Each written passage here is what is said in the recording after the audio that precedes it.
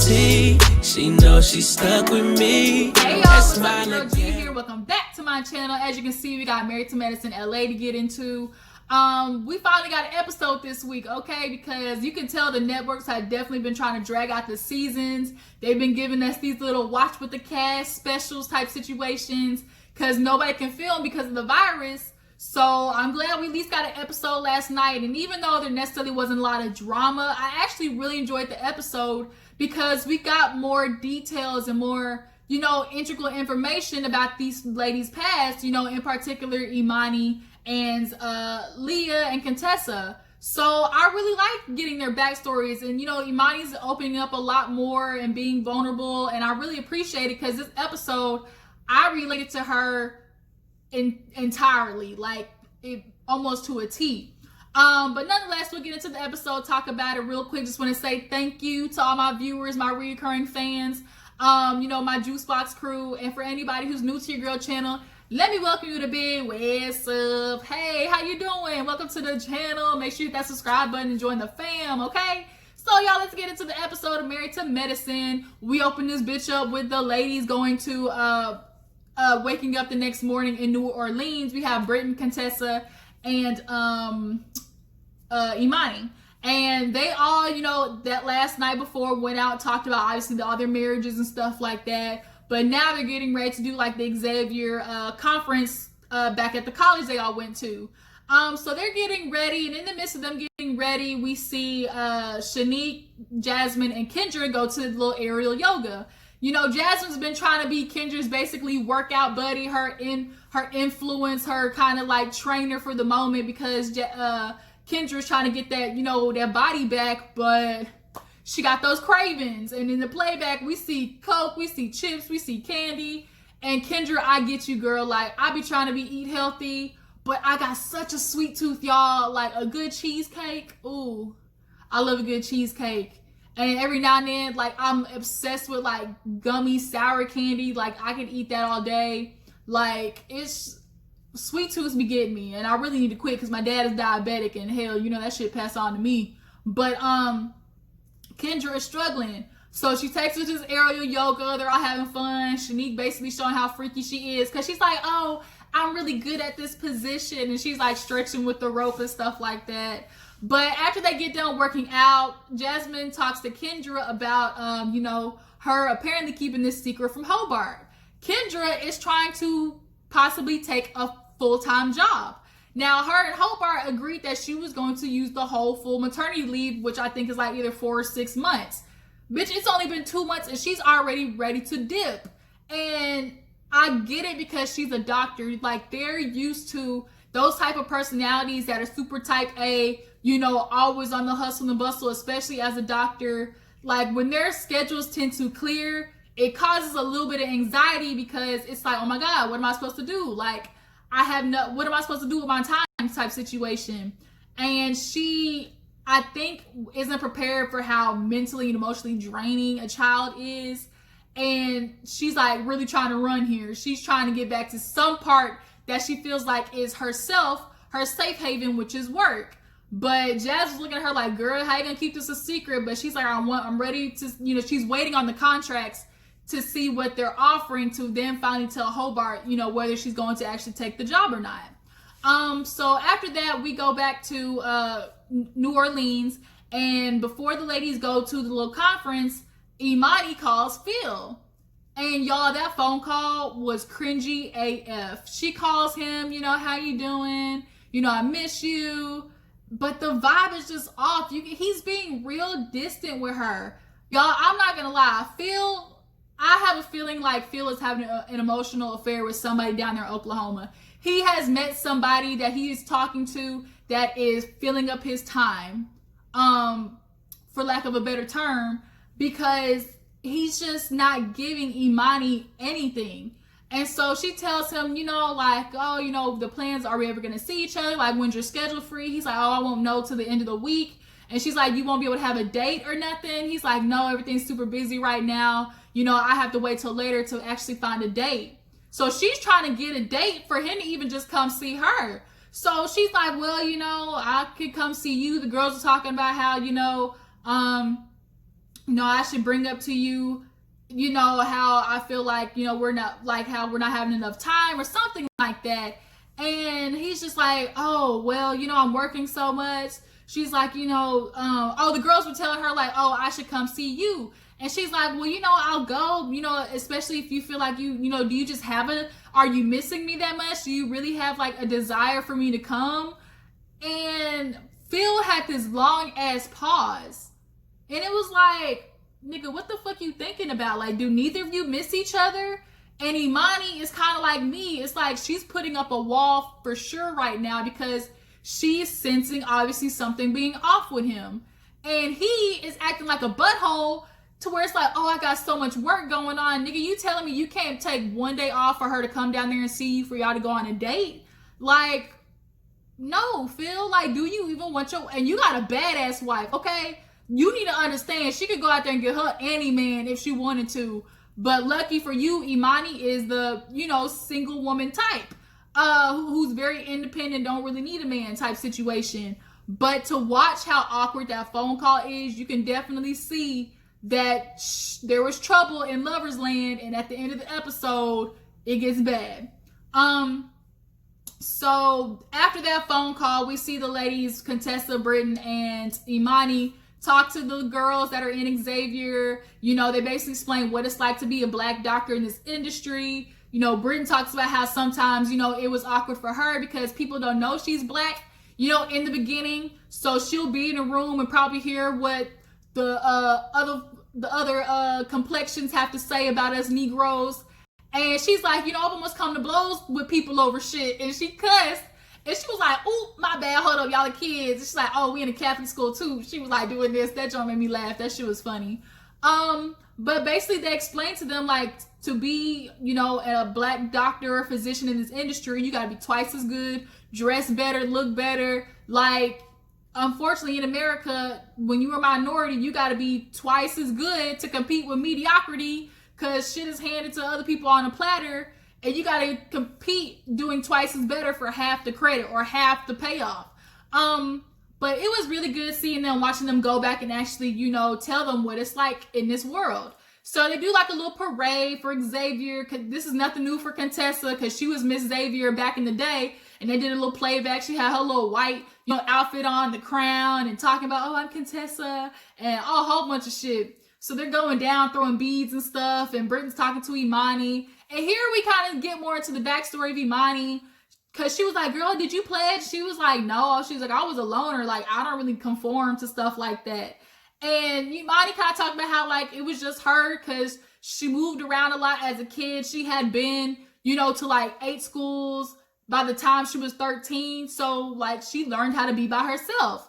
But she did say how one time her and some friends rolled up like 21 blunts and spelled Xavier and took a picture and it made it in the paper. But by the time it made it in the paper, people were just now realizing, oh shit, that's weed in the picture. And she's like, that caused a whole commotion. Man, Imani probably got some good ass stories. Cause she looks like once she broke out her shell, like she was out there. Okay, like that 21 blunt story made me think of something way back when in the day. I remember one time, man, me and my friend, we hit like 12 blunts, drinking a whole bunch of shitty alcohol because we were, still young. And I had basketball practice the next day. I was so fucked up at basketball practice the next day. And we kept missing all the damn layups. So we had to keep running lines. Everybody was missing layups that day. I was so ready to throw up. It was not even funny. But we kind of see more into Imani's past. But nonetheless, they finished the parade and they're all, walking down the little stands and stuff. And Contessa sees her ex. And Britton and Imani were like, the fuck is he doing here? And they hug. And she kind of looks at him and then goes back for a second hug. Like, he was kind of looking at her, giving her the do me eyes. But Contessa rolled off that real quick because she was like, I don't want Scott thinking I came down here just for that nigga. But apparently in the past, he was kind of a playboy and he settled down with Contessa a little bit. They say he was cheating on her, I think. But at least she got rid of that nigga. He looked like he was trouble. But then he low-key kind of was built like Scott. But after that, we see Shanique. She's trying to explain to Robert how, you know, she is doing serious things with her realtor stuff. You know, she had to present this PowerPoint to her man to prove a point. And it's like, girl, first of all, Robert, with your little mini-me ass, she shouldn't have to prove a PowerPoint.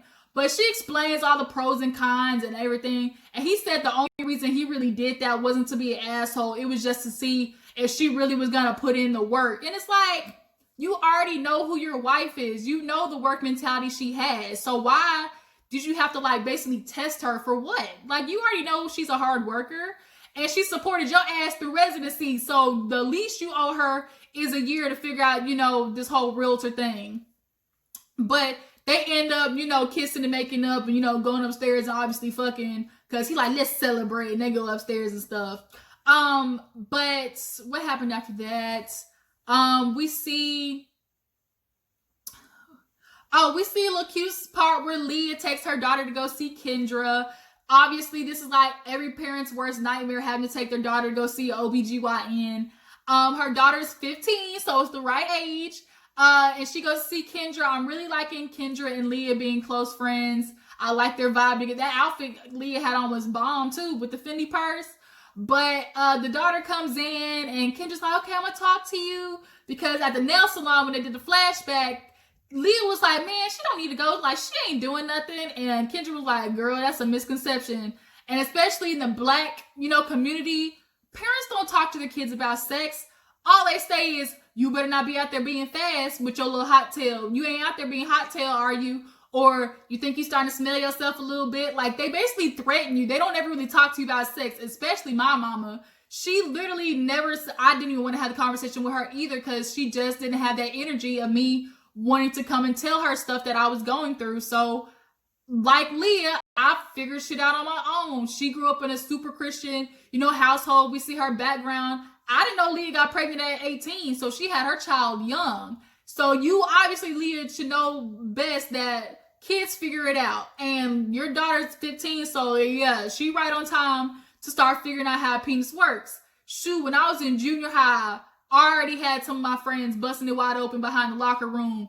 I was late in my friend group. Everybody else was out there, you know, sucking and ducking off. And I was just, I was an athlete. I worked full time. Like, I didn't have time for none of that shit.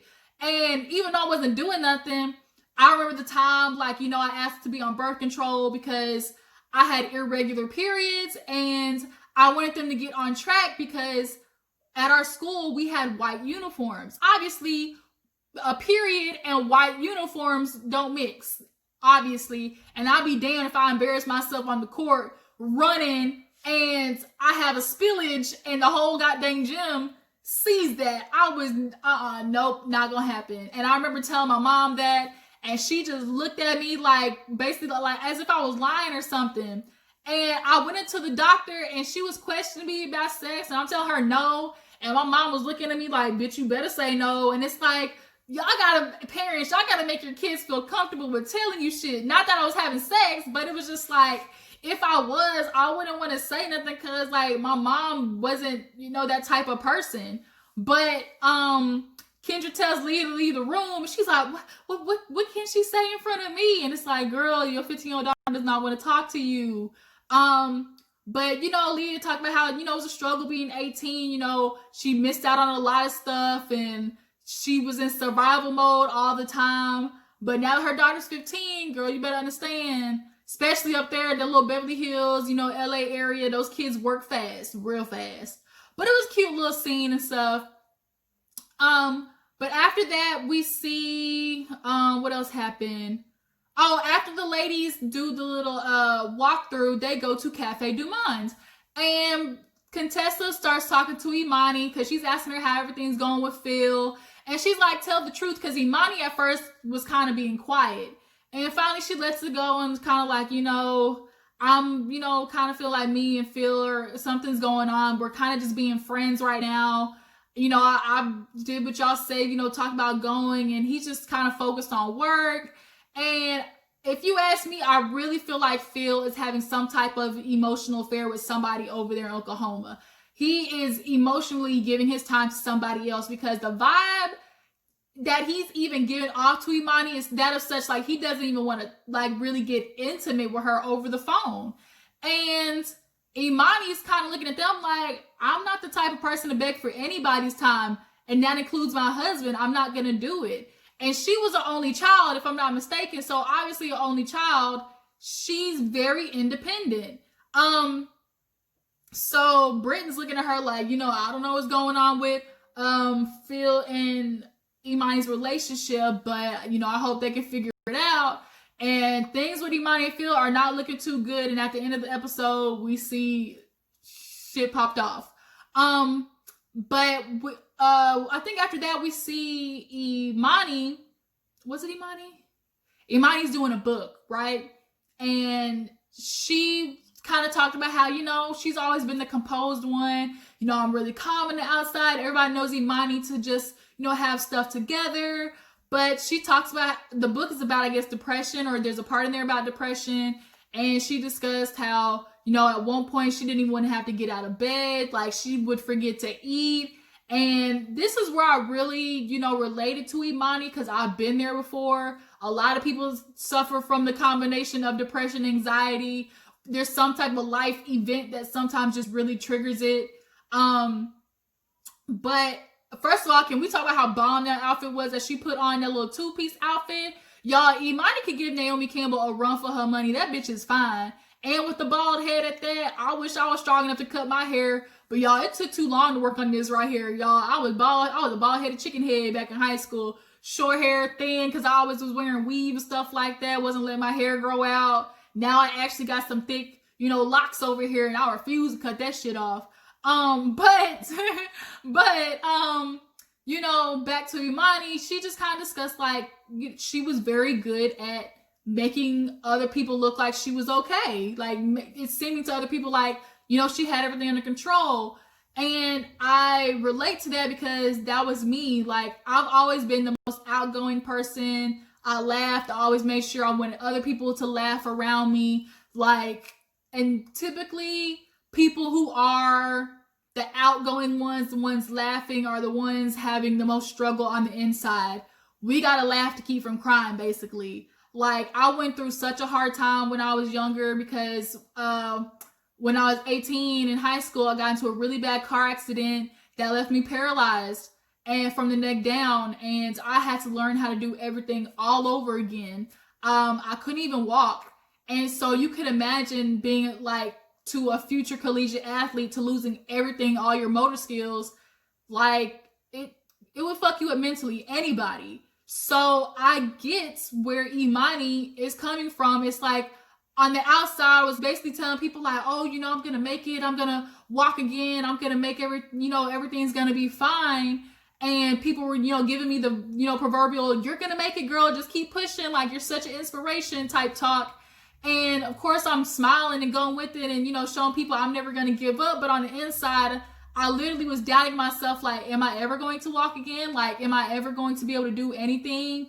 I was depressed because I was seeing people do stuff I couldn't do. Like, I got to a really bad spot, but nobody knew I was dealing with all that. Because I always put up a good front. So I relate to Imani, in that way so much. Dang, I just got really deep for a second. That was a lot. Actually, I think I would like to tell you guys about, my previous experiences, all my life stories. Maybe I'll start doing like story time on here or something, so you guys can get more, of a insight on who I am. But back to Married to Medicine, I'm basically just saying, like, I get it. And there's a lot of people, especially in the Black community, because it's like, oh, that's white people shit. Like, we don't go through that. But it's like, no, Black people are fucked up in the head because, one, our parents aren't the, hey, you can talk to me type people. Black parents typically are super authoritative. The only thing they do is threaten you. Like, if you do anything wrong, they beating your ass. And it's like, Brittany even said it. She was like, when she was talking to her daughter, they went out for a cute little scene, and she was like, my mama did what grandmama did. She was like, she threw shoes, she yelled at you.